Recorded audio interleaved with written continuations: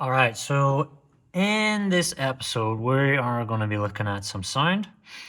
And right in front of us, we have the 16 channel PreSonus, which is a hybrid desk. It is semi digital, semi analog. We can tell that just because of the faders. You can hear they're not motorized, they won't link together if they're stereo, things like that. But what you can do with this desk, which is it's useful, is you can save presets, and we will go in and show you how to do load presets onto a channel so that you could instantly go in and say, okay, there's Teresa from last Saturday night, and we want to recall Teresa's EQ. We just go in here into the computer, we recall it, and it applies it to that channel. So there's lots of different things about this desk that are nice. There's also more that are a pain. And so it's learning to deal with that and how to work with that. So one of the first things that you want to do when working with the desk is you want to add a new scribble strip every time, because when you don't, what happens is people will cover up part of this scribble strip with a piece of tape here, because no one's going to play drums that week, and Rick will be there the next week, and okay, Terry and Alicia might be the same. So they just cover this up, and that's lazy. It looks tacky. Tape builds up. Just rip it off there, put down a new one. We have 3 rolls of the stuff. Don't worry about that. You can do little lines here. It helps guide up, and you put the names down here so you can see on the stage who's what and where. Now, we also up above have a neater scribble strip. Unfortunately, it's got a bit worn. And that tells you the names of the channel. So I have channel numbers 1 through 16, but then I have channel names. And these are anything from the drums, which is kick, snare, high tom, low tom, overhead condenser. And that's picking up really the cymbals mostly is what that mic's doing. Vocal 1, vocal 2, vocal 3, all designed to have vocals on it. So, mics for speaking into or singing into mostly. That way, if we forget to apply these EQ settings to a channel, well, it's still designed for vocals. So it's not the end of the world, but it's not ideal. So we keep these for vocals. And the other thing about that is it means when you come to start to learn the desk and how to roll on a Saturday night, your drums is here, your vocals are here, your keys and keys vocals are here, all your instruments are here, and your headsets are here. So it's not this shoop, shoop, shoop, shoop, shoop, all this kind of carry on that we used to do. So we don't want to do any more of that. We want to keep it nice and streamlined. And I have a chart beside the desk. Now you can't see it right now, but I will show you, superimpose it on the video, is we have a chart that tells you the channel names, the multi-core number, which is in black, and the multi-core number is the number that is on these XLRs. This is a analog multi-core. This is a 25 channel, and now we've only 16 plugged, or actually 13 plugged in, because these are different. And off these 13, there's 25 on stage. So then on the chart, it'll also say the desk number in red, and that is the number that these channels on the multi-core numbers are in the desk, as well as their name. So with that chart, it also has a map which shows where all of those connections are on the stage, what number they are on the desk, what number they are on the multi-core, so that everybody knows. And just so everybody's aware, the myth that we have channels that don't work, channels that are buzzy, channels that are messy, complete lie. There is no such thing. I have tested them all. I've tested them all with phantom power. Do not go and start unplugging and replugging, unplugging and replugging if you find them problems. Think this is probably the last thing I would be doing, because I have tested with Elias, me and him. I was doing the mics. He was sitting back here unmuting and remuting, and everything was clean, no buzzes. So that's something to be aware of. The exception to the rule of how this doesn't work, this is pretty good, and according to the map, because of the size of our stage and the money we normally have in worship band, this works pretty well. Other than Maddie is on bass on number 6, on vocals 1. We reserve number 6 as a vocal channel because it would make sense, at least to me, to have a vocalist over there and have your bass over by instrument 3 and your acoustic in instrument 2. It just depends on the size of the band and where they are. But that's what I would be wary of, is this number 1, which you'll see on the map when I bring it back up again, is number 8, and it is on the stage right of the keys. It will change. So that is something to be aware of. When I look at that now, that's an EQ for a bass guitar.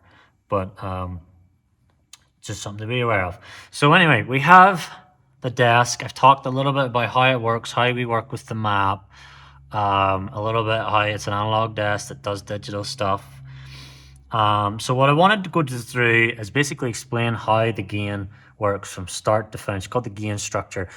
So what happens is, actually I have a talkback mic right here, is you have a microphone and you speak into a microphone. That creates sound waves, which pulse back and forth like this. The waves for sound aren't like this, the way all kinds of other waves are. They pulse back and forth like this. There's a name for that science, I can't remember it. But what it does is it moves the little piece of, is it titanium? Copper? I can't remember. But anyway, it moves that and it creates a voltage down the copper wire right here. And that is called mic level.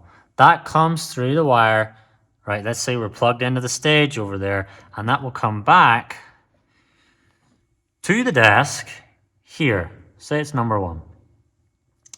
The first thing it does is it hits the preamp, and you'll see it says mic and line. Mic level is what we talked about. It comes from a microphone. It is very low. It isn't being gained yet, hasn't had any amplification. And so right here is where we're adding the amplification. So this is much gain to add before preamp, taking it from mic to line level. So sometimes you need to add more, sometimes you need to add less. Now you'll see a tiny little U beside these dials. And when the dial sits at the U, that means it's at unity. So the signal isn't being taken away from, it isn't being added to. And that's when a signal is at its most cleanest, is when you're at unity. So for a typical mic level, you might need to add, say, I don't know, 10 dB of gain to the mic, and then it passes through to have the right level when you're working with your faders. These are so important to set right, especially with the headset mics. Now I have the headset mics pretty well dialed in. I mean, with headset wireless mics, you also have a gain in the transmitter, you have a gain in the receiver, you have a gain at the desk, you have lots of things to do here, and that's why they're a bit different, as well as on the live stream mix, they're much lighter. But we're working with just a mic straight in. Let's say it's Matt singing, so let's say Matt actually would have been in 7. So we'll take 7. We see we've added a little bit of gain here. We're not quite at unity. It's blocked on this one by this screw in the board. We have 48 volt phantom power off. This is the only mic, channel 5 will have 48 volt power. The reason for that is so we can supply phantom power to a mic. The kind of mics that need it are normally shotguns and condensing mics. Condensing mics taking on kind of a widespread, and they really channel it into a narrow little channel into the mic. So it requires power, and it's the only one in our setup that we have. But it's be careful. Now, if I had 48 phantom power on, and we had a mic that didn't require it, it wouldn't be the end of the world. I wouldn't recommend it, but it's not the end of the world. So don't worry too much about it. But here's where you do need to worry about it, is when you're using one of these cables. This is a male XLR to male 6.5mm jack, or I think it's a 1/4" jack in the US. And what it is doing is you could plug your guitar into that. You could plug your XLR into the stage here, and that XLR will come back to our desk, and that would be fine. You could play away on your guitar, no problem. You get signal. And I would see it right here if it was, let's say, an instrument 1 on 11. I would see input here on 11, and that would be fine. But if I did that, and you see a little bounce right there, I've probably either damaged or completely broken your guitar. So that is not a good idea. And that is why we work with DIs. And a DI basically takes guitar jack to a guitar jack, if you pretend these are both 1/4" 6.5mm jacks, and converts it then to male XLR, and then you would put a male to female XLR to come to the stage. Then from the stage, multi-core comes to desk, and the desk in, and that keeps everything safe, so that if you run phantom power, now some DIs even use phantom power to power them. Because some DIs run on batteries, some DIs don't need power, some DIs need phantom power. It all just depends. It's a similar thing to mics, but be cautious of this. Another time to be cautious of this, now we don't have it in our setup, but you can actually get cables that are maybe in stereo, so there's 2 male out XLRs and maybe 1 a male 3.5 mil jack or an 1/8 inch jack designed to go into an iPad, things like that. Now, if I turn phantom power on with that, I've lost my iPad. It's done. You ain't getting the iPad back. So again, be careful with 48-volt power. It really should only be a number 5. You don't need to use it anywhere else. Next button down is input for Firewire. Firewire is a technology that goes all the way back to about early 2000s. We don't use Firewire. It's ancient. So don't worry about that. But what happens is when you're singing on channel, we'll take Matt again up on 7. And so we'll select 7. He comes into then this area, and this is your EQ and your compressor, your gate, your high pass filter, and you can save these. So right now what we have going with Matt is a compressor, and I'll put a graphic up of a compressor at 2:1, minus 32 decibel threshold. He's getting attacked after 10 milliseconds. It's starting to roll off. It's getting released after 250 milliseconds. That compressor starting to release, allowing the signal to travel at a 1:1 ratio. And then there is 2 decibels of makeup gain. So what's happening here is this is very, very important for Matt, because Matt is very dynamic, and we just don't have a desk that's able to capture that kind of dynamics because we don't have a 32-bit desk. So what happens, because this is again analog, we are compressing down the higher end of the signal, but everything after minus 32 we're not touching. So we're compressing it in a 2:1 ratio. So rather than everything being 1:1 at minus 32 decibels, it goes at 2:1. So it's quieter. But then we have added 2 decibels of gain to our lower signal right here, so that it equalizes out. And the reason for that is just so that we can record the dynamics of his voice, because if we didn't have this, now you can actually see, here is the gain reduction level right here. And because Matt's mic's way up there on stage, when I clap, you could see that go away. And as I talk, the gain reduction is less and less. Now this gain reduction is based off the gate, but this would also apply if this signal was pushing up to here, right, which is minus 32 on the level of the input. This gain reduction would also be working to compress the higher end. What the gain reduction is doing right now is it's using the gate, and anything below minus 66 is getting compressed. Or really, it's not getting compressed, it's getting cut off. It's really getting drastically reduced. That way, when we go to input, there's nothing there, there's no input. But if I do a big clap, you could see 7 had a tiny bit of signal there. And even as I speak really loud, you can see a tiny bit of signal. So that is what that's about. So gates are handy for people that like to move their mic. Like Matt, he handhelds it. If he rubbed it on his jeans by accident, or his hand, or he breathed too hard, the gate will remove that. And the compressor, what it's doing is removing the louder when he really goes for it and really gives a good big loud bit of worship. It's compressing him down, because what Matt wants to do is he wants to take the mic, and sorry Matt if you're watching this, and he wants to move it away. Now a lot of musicians want to do this because it gets loud in their ears, but this is where we got to be good, and what we will do is save these presets so that we have good compression, so that we don't have to move that mic away, because we do not want to move the mic at all. That's really the goal with all vocalists. So anyway, we've went through what our gate and our compressor's kind of doing, and I'm going to have some charts up there for you. Now what we got here is a high pass filter. High pass, if you imagine EQ, you have the range of 20 to 20,000 hertz. That is the hearing range of a young person. As people get older, and you guys will know if anybody you know was wearing hearing aids, that high end starts to get lower and lower and lower and lower. Some people even as low as 5,000 hertz.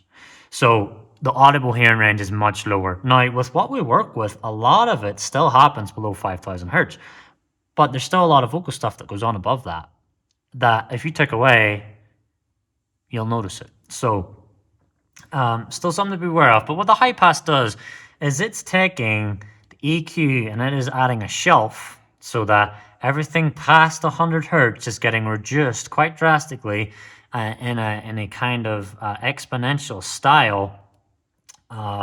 Because 100 hertz in the vocals has a lot of rumble. It's not very attractive. It sounds very boomy. It's not good. So really, anything vocals, I at least have 100 on there. If it's someone who is really bassy in their vocals, I might turn that up to 130. I like to leave it around 100, but you have to imagine, even at 180, it might only be taken out by the time it exponentially gets to about minus 15 decibels reduction, which is quite a lot on an EQ, is only getting to 100. So it's only at minus 15, maybe at 100 when it's already at 130. So anyway, I like to start at 100. That's pretty standard. And 100 is more or less the cutoff for the subwoofers. So basically, there's hardly any signal goes from Matt's voice to the subwoofers. So that's something to be aware of. This little button here, what that does is it polarizes the signal. If we had a stereo channel, if these two were linked, like, I think, can I do that? There you go. And these two were linked, and you weren't getting any signal because it was stereo, but it was two identical stereo channels. They would cancel each other out. So that's where then you maybe need to go to one, you need to add a high pass. Or not a high pass, sorry. That it is strangely labeled. The high pass is this. This is the polarizer button. So it's just badly labeled in this board. But that will allow you to then get two opposite signals. They'll still sound the same in your ears, but it's so the board doesn't cancel them out. And that's actually how an XLR works, and that's why there's 3 pins, so that it cancels out to get a balanced signal. So that's what the polarizer's for right there. It's kind of handy tool. We never need to use it. It's off on all of my channels, so that's okay. So don't worry about that. Now, then we have the full equalizer. What the equalizer is doing, we go back to 7, we're going to go to Matt again.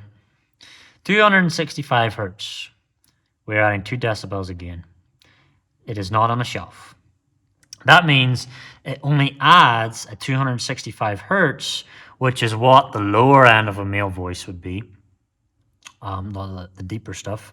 I'm just adding a little bit, 2 decibels again, just to give a bit more clarity and a bit more power to Matt's voice. And so that's what I'm doing there. Now, if I turn shelf on, that will turn everything past 265 up by 2 decibels, which I don't want to do, because then that increases everything, sub 100 hertz as well, past this high pass filter. So I want to leave that off. Then I have another one turned on here at 265 of nothing. So it isn't in use. And this allows me to move around. If I need to go to 1.2, if I need to go to any other frequency, maybe even 500, and I want to take out some of the mud.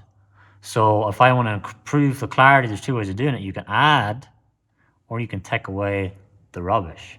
So this was what I would use that for. Now, I don't need to use that right now, so I just leave it on. It doesn't really matter where it is. As long as it's sitting at 0 decibels, it ain't affecting anything. And this is what I want. This is, if you actually look then, 1.2, I'm adding 2 decibels. Again, adding a little bit of clarity. Then at 10K, I'm taking off 2 decibels, and I've added that as a shelf. And a shelf, again, will add everything from 10,000 to 20,000 hertz. It's going to be reduced by 2 decibels. What that does is it helps reduce the pops. Now, when we're singing, we don't have a lot of that. But if we go to 14, I do everything from about 6 minus 4 on a shelf. As people get tired, if someone's doing a whole sermon with a handheld mic and you're on 8,500, you might want to start out there. But as they get tireder, you'll even notice as I do these training videos, I'll pop more, I'll more, and this is what this removes. So I like to bring it down. I don't want to go lower than 6.5. I definitely want to go lower 6.5. But, or 6, sorry. But 10,000 or 8,500 is a good place to start for that. Take that little pops and hisses out, everything else. But then as we go through later into the night, we do this. Now, if we were doing this properly and I could see this as like an iPad and I could drag these, I would turn the shelf off and I would just bring down 8,000 so that I can move across, because people have different areas. Because I don't want it to be a shelf, but I need a wide, what's called the Q factor. And you see high Q's on, which means it's taking quite a range. It could maybe take from 1.6 to maybe 800 hertz here. It will maybe affect and it'll add 2 decibels at 1.2, but at 1.4 it might add 1 decibel of gain. So it kind of rounds it off a bit more when we add some high Q, which is the Q factor. What Q stands for, I can't quite remember, but don't worry too much about that. So then you have 10,000 hertz and you're taking out 2 decibels again. So that, again, that just takes out a little bit of his high end, in the voice. So really, if we look, we're really not doing a lot on the EQ. We're really not. We're trying to keep it flat. Although it looks like this, it's all up and down. But the first one is always the signal you're selecting, and then it's how much gain. So we haven't done a lot here, and this is the ideal because I have a system processor in, and what the system processor is doing is taking out all the rubbish signals in the room. So we don't need to worry about EQing individual channels to the room. Now we're EQing to have that channel sound good. So that's what we're trying to do. So anyway, that is the compressor side of things, or the equalizer, I should say. And I don't know if I explained, but you can dial them up with these dials right here. So then moving down the board, 7, we've had our presets here. Well, I'll tell you what I'll do. I will show you how to load presets. So if I hit channel, I hit load, and I wanted to add, okay, so that's 7. I'm going to scroll to a singer, a female singer, which is on the last preset, preset 99. I want to load it to channel strip 7. I cannot stress enough how many times I've made this mistake. Do this process slowly. Check. Okay, 7. Let's say it was Alicia that week singing on 7. Check. Okay, I've had 7 selected here. That's the preset I want. Okay, I'm good. Now I hit recall. So what I now have here is Alicia's preset. So we have a lot less on the high pass. We have less on the compressor, but it's a steeper compressor if you notice. But she doesn't get as high as -20 yet on the mic level. We're taking a lot of mud out. We're not doing anything on the low end. We're not doing anything on the higher end of the vocals either. All we're taking is some 10K out, and we're adding it as a shelf. This is a singer female, so this isn't Alicia's preset. I should fix that. But we've loaded it to channel 7. Now, if I want to hit the low button, and I want to adjust something, so I'm going to maybe adjust, just say the 225 hertz, and I'm going to add, just for experiments, say 15 decibels again. Never do this, by the way. And I've had 7. Okay, so that's 7. I want to hit save. I don't want to save at the P99. Again, do this process slowly. This is a saving part. This is even more important.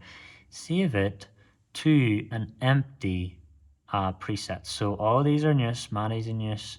Now, what I am trying to do is have these generic. So there is keys, puck, bass guitar, acoustic, confident, and then there's acoustic. I have loud control. That is for Alicia when she plays with her DI. She comes in here really, really loud. That does a lot of compression for me. There's guitar quiet for a very quiet guitar. There's keys confident for a confident keys player. And there's vocals Arube, vocals Bella. These are people who haven't sung here in years. And so this to me is an empty channel. And so what I want to do is I'm going to hit 7. I'm going to hit save. Now I'm going to save it to P88, but I don't want, and that's what the preset 88 is called, vocals Arube. Or Arube, I can't see what that says. But anyway, I might want to save that as sing female, or just to show you how this works. Then I might want to, now this is a pain. This is where I would love an iPad. And to do that, we need a new digital desk, but that's not happening right now. I hope maybe the time you're watching this, it maybe has. Anyway, so we want to add this as, say, I don't know, test, just because I don't want anybody to use this.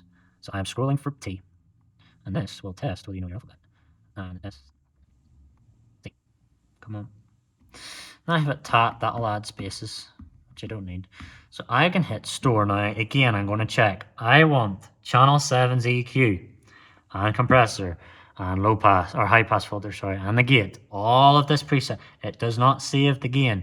The gain is analog. This is the digital part, okay? It'll save everything digital to preset 88 in the computer, and it's going to be called test. I'm checking 7. I'm on save. Okay, store. So I have overwritten P88 is now called test, and it's on channel, and I want to load it to channel 8, which I had the puck on there, so I wasn't using that last week, so that's empty. And if I hit recall, and then I go between the two, you're not going to see any difference here because they are exactly the same. But if I go between 9 and 8, you're going to see a difference. Now, what I'm going to do is I'm going to go to 7. To show you this again, I'm going to hit load. I'm going to go to puck, because what puck does is quite nice. If I hit recall on puck, there's no EQ on, there's no compressor on, there's no nothing on the puck. I literally don't do anything with the puck. I don't worry about it. I just let it come in and I adjust the gain up here because really I don't have any other experience other than here with the puck. So I just let it come in and out, and that's it. It's a very simple basic instrument. But what I can do is an 8 is still sitting in the test, but really it's not sitting in test. What it has done is pulled the information from the test file and copied it here, pasted it here, I should say. If I then go and adjust this, this does not adjust the test here. This adjusts what's on the fat channel of 8. And I say fat channel, this is what these are called. These are all called fat channels according to PreSonus is manual. So anyway, I want 8 to look like 7. There is another way of doing it. I can hit copy. I can hit as many selections on here as I want. I can even go to the auxiliaries. I can even go to the mains. Doesn't matter. But if I go to 8, because I want 8 to look the same as 7, and I hit load, look at that, 7 and 8 are exactly the same with no presets at all. 9 and 8, there's a difference. So I've showed you how to copy and paste. I've showed you how to load and save, 2 very important things. And again, we want to use everything past 50. So everything below 50, preset 50, when this desk was bought, was nice presets that PreSonus made. Unfortunately, this desk, and there's no way of resetting it that I am aware of, has things in there like Dakota, so that would have been a singer we've had before, maybe, or a guitar. So that would have been a PreSonus preset. Vocals Male 3, Vocals Male 2, and Sam vocals. That would have been, so what should have happened is what Sam should have done here, whoever was running sound, was obviously using vocal, based off this, they were using fake Vocal Male 1, and they saved what Sam had straight on to P43. What they should have went and done is went to P51 or anything higher than P50 that was empty and saved it into a new spot. That way we still had all of PreSonus channels. So if we go back, there's still, horn and sax, that kind of stuff that's well labeled is safe to say it's PreSonus, which is the company that makes this desk. A lot of these kind of mostly are, but then there's all of a sudden there's Alicia acoustic guitar and 15. So it's worth noting, save everything above 50. We shouldn't even need more than 50 presets. And what we want to do is not make them specific. The only people with specific should be Matt, Teresa, Alicia. That's it. Greg and Alicia's vocals on their headset mics. That's it. I don't. And announcements is a generic one. So that's announcements. These are drums. And then there's acoustic guitar for quiet, loud, confident. There's keys for confident and standard, those kinds of things. So that way it future-proofs the desk. We're not locked into anybody else's styles of labeling and things like that. So then we have our faders. Our faders are really what controls the loudness in the room. Once we have our EQ set, we have a monitor up above, which really lets you hear the volume in the room, as well as the volume and the full mix, bass, everything, right in your ears, right in front of you, with that monitor up above. That is your best friend. Because what it does is I have it calibrated. This line, room average, points to the dial, and that is the best place for the dial to be so that your ears hear what the room hears, on average, between the whole room. Which is about 77 decibels. It'll be maybe 78 in the corners there, coming off those speakers, and a bit louder in the middle, but then at the back it's maybe only 74. So you're kind of getting the average, which would be right about there. And that's what that is. So you got it right out of your ears, but you also got the full mix. So you're hearing bass frequencies clearly because the subs are shooting out this way and this way. And the highs, you're not missing them off our ceiling right here. So you've got the whole thing right here, and you just want to listen to that guy. You want to center yourself nice and tight here. Now, if you have some EQ control, I would recommend not touching any of these. These are some inputs for the front, But I run everything from the back out in the mono section in the back, and we have a 3-put, and the 3 actually goes mono to there, and that's why we have this DI here, because it allows us to pass that through. But this is room level, so when I'm mixing and I want to hear an EQ instruments, I maybe want to turn it up, but I want it sitting right there for service. I want to sit it right there once I've EQ'd everything, so I can get levels and I can master using my faders right here.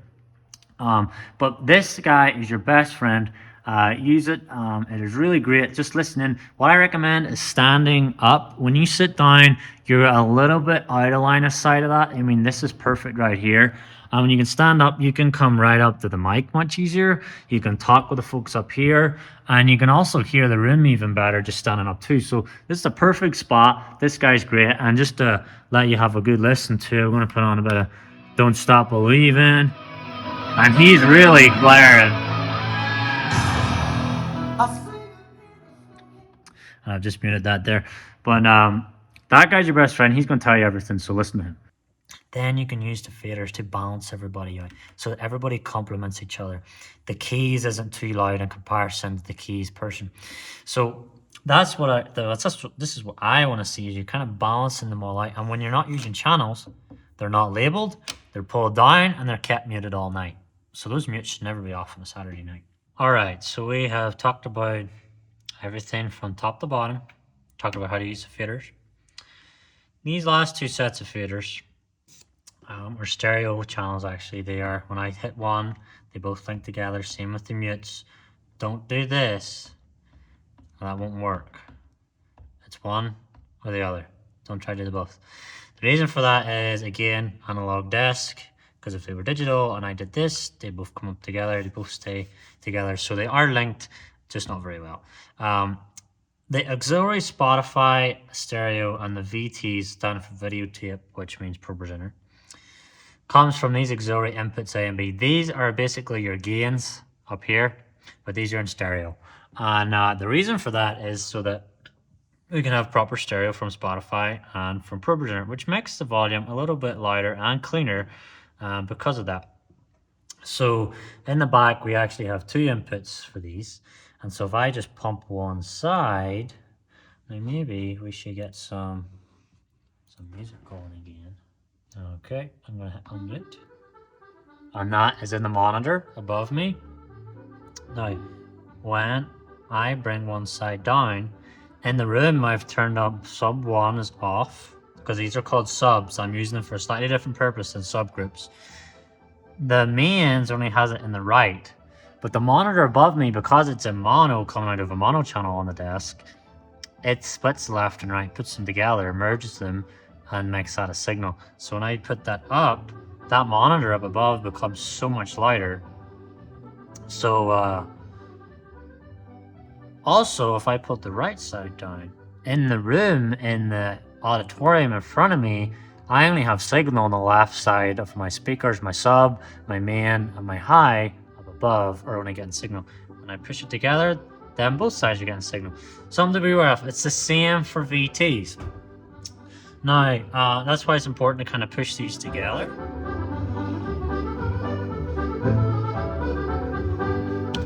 So a thing to know is that the audio comes from the lighting computer, and you will hear a tick going brrr. What that is, and if I push that even louder, you'll hear it nice and clear, is that is a 20 hertz tick from the lighting computer that the DMX crosses over and goes, it basically interferes with the motherboard on the computer, and that drives a ticked signal into here. If I drive an iPad straight into here, you won't hear that. So that's kind of interesting that it does that. Now, a way to combat it is you don't hear it. Now, we never have music louder than -10.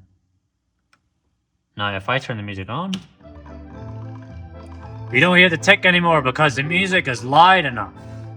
If I bring it down to -20, that's 10 decibels less. That is 10 times less the volume, just so you know.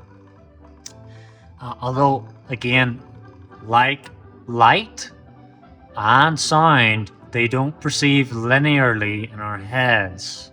The way that, they're exponential on something digital like this. In our heads, it appears linear, but that's not the case. So if I bring it down a bit more, this is about the volume when we play music at pre and post service. Sometimes here, sometimes here. Now, with your faders, don't be scared to kind of move them. Doing these kind of things, and actually that's a thing to note. Keep this one at unity. This is unity right here. Keep this fader at unity, because here's what happens. I'm mixing. I walk away for a minute. Someone thinks it's too loud. They go, shh. I come back to the desk. I'm like, what is going on? And I don't think that my master's been touched, because I never touched it. I'm the sound engineer for that day. And I'm like, oh, what's going on? And then I start pushing. I start pushing. I start pushing. And I push the gains. And then all of a sudden I realize, I'm like, oh, someone's touched this. Boom. Then everything's too loud. And I got to bring it all back down again and fix all that. Leave this at unity. It is the best thing to do. It's the best practice. The reason I haven't taped it off is so that I can do things like this when I am dialing in PAs and stuff like that. So leave it there. So that is the same for Spotify as for VT. Now, if we were playing music, then we wanted Spotify to roll a countdown. What I do is leave the countdown here, because countdown fades in. Fade in the countdown as I fade out the Spotify, and then it's the countdown music. And we all know what countdown looks like. Then I hit mute the Spotify, and I can leave it right back there, and I can put it onto maybe a worship, a ministry kind of playlist, which could be helpful for the end. And I just let it roll the whole service whilst it's muted, because unless I do that, it won't go out to the house or the stream. So that is good to be aware of. This desk doesn't control anything that goes to the stream within the Spotify or the VTs. That doesn't go to the stream. Everything else is a different story, which I'm about to get to now. Okay, so stream mix. Let's stream left and right. Stream left and right is basically a stereo linked channel between 5 and 6 auxiliary, which are both set at unity. We can see the unity mark right here, so the gain hasn't been adjusted. And what the mix is basically a loudness reduction in the signal after the preamp that gets sent out to the stream. And what it is basically a stereo 1/4 inch or 6.5mm jack out to a 3.5mm jack or an 1/8 inch jack into the Blackmagic audio receiver. And what that's doing is basically reducing the signal. Now, the drums have about minus 30 decibels taken out of their signal because they're quite loud. Things like vocals, I've taken a bit less out. So I maybe only have about minus, I would say 20, because there's minus 6, there's 0, there's minus 30. So you can see again, we're not linear. And it's these little lightish blue colors on top of the blue here. So it's kind of hard to see auxiliary mix. But anyway, that's what it is. And so then it's reducing the signal. Now, these are used one mic at a time. The headsets or the handhelds used at one time, and the headsets are kind of maybe both going together, but one speaking at one time. To get a good level of mix here, and especially on the stream, these need to be up almost all the way. These are kind of used for male, this is kind of used for female, which is why the female one's up a little bit higher. This is used for a mixture. It's on the handheld. Because the rest of these are all going at the same time, when you stack all these together, depending on how many you're playing, they could equal the same volume on the stream that is here. And that's just converting an audio signal or an analog audio signal to a digital audio signal. So that's why these all have to be much quieter. So things like what was 11? That was a guitar probably 2 weeks ago.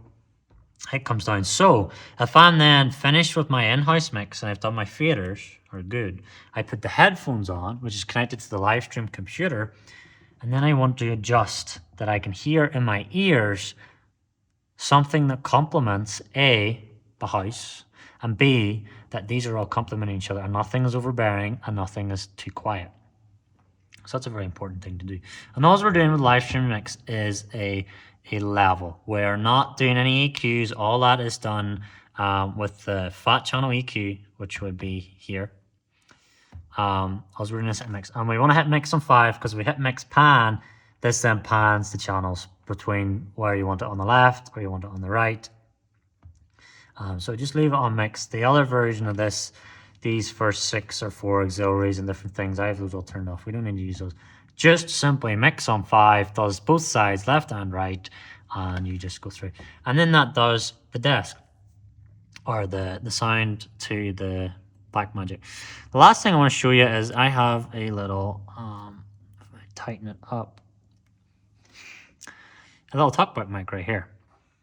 What the talkback mic does is, and I have it over the top, I want to hit talk, check 1 2 1 2, mic check, testing 1 2.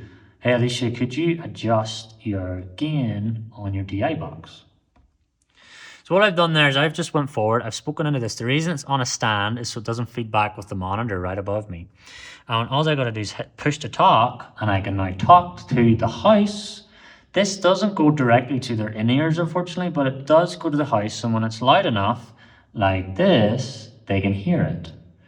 So it helps you project during rehearsals and things like that. So that's a full walkthrough off the desk, what it kind of does. We don't use 1 to 4, we don't use effects channels. We do use our 16 and our auxiliaries, how to use them, how to mix them, how to EQ, how to...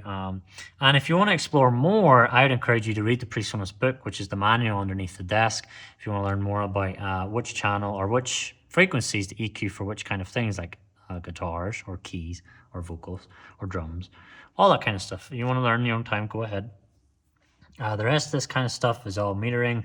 This is a handy tool. Input lets you see kind of inputs on certain mics. So if we wanted to test a headset mic after services started, we would keep 16 muted, say it was 16, and we could have someone speak into that headset mic, and I would see signal bouncing right here, which is really nice. Then the output is when I clap, but if I do input, so input's pre the mute, output is post the mute. So it's just helpful to know. Gain reduction tells you how much these channels are being reduced. These are all being reduced by a gate, not a compressor. But if Matt was singing on 7 real loud, like last week, we might have seen gain reduction on Matt's channel. So it's helpful to know. Auxiliary meters will just show us the meters that's going out to the auxiliaries. And locate the faders, there's a button that basically tells you where your faders were last time you opened. I never use it. Don't worry about it. That's a full run through the desk. A conclusion would be check what you're doing when you're loading presets. New scribble strips every time helps everybody be in line and ordered. Mixing, kind of having the music going, then mixing this in, mixing this out at the same time, muting it, those kinds of things. Leaving this at Unity and just copy your presets in and making sure this is nice in your ears. And by using the same channels over and over for the same things, these kind of this kind of shape stays roughly the same. So that's everything I have for sound. Rewatch it if you got in the video. You can't ask me questions no more, unfortunately. But yeah, hope that helps you learn and grow in confidence. And I'll see you in the next video.